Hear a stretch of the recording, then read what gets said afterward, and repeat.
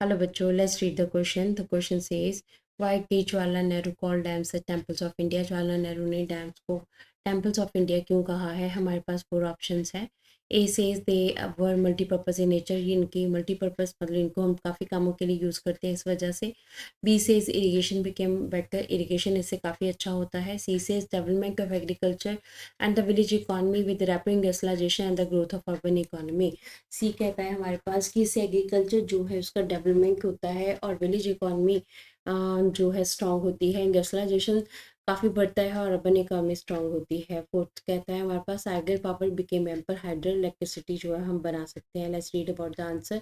Answer says when India became an independent country at that time we are on the lower levels of development. कहते जब हम आज़ाद हुए उस time के ऊपर हम डेवलपमेंट के लोअर लेवल्स के ऊपर थे. 1948 the construction work of Bhakhanagar dam begin.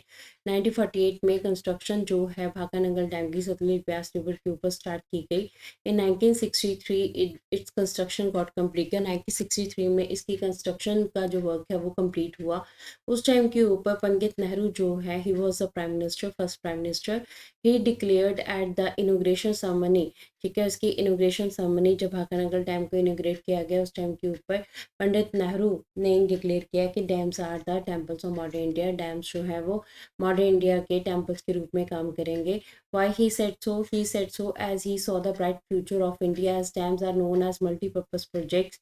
So they will enhance agriculture when irrigation will be done with dams. Power supply will increase the industrialization.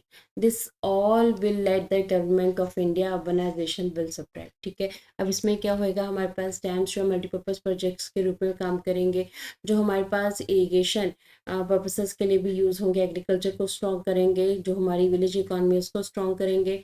Dam से जो है पावर सप्लाई भी की जाएगी हमारे पास, जिससे रैपिड इंडस्ट्रियलाइजेशन होएगा. इंडस्ट्रियलाइजेशन इंक्रीज होएगा तो हमारे पास अर्बन इकॉनमी भी स्ट्रॉन्ग होएगी. इस तरह से ओवरऑल हमारे देश का डेवलपमेंट होएगा.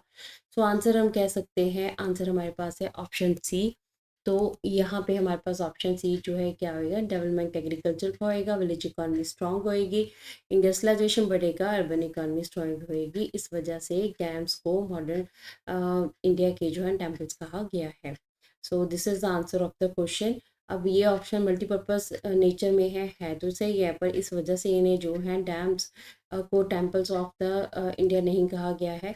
इरिगेशन बिकेम बेटर, ये भी इसका ऑप्शन नहीं है. और हाइड्रो पावर जो है बिकेम एम्पल, ये भी इसका ऑप्शन नहीं है. आंसर जो है हमारे पास जो है that is option C is the right answer. Hopes you understood the question as well as the answer. Thank you.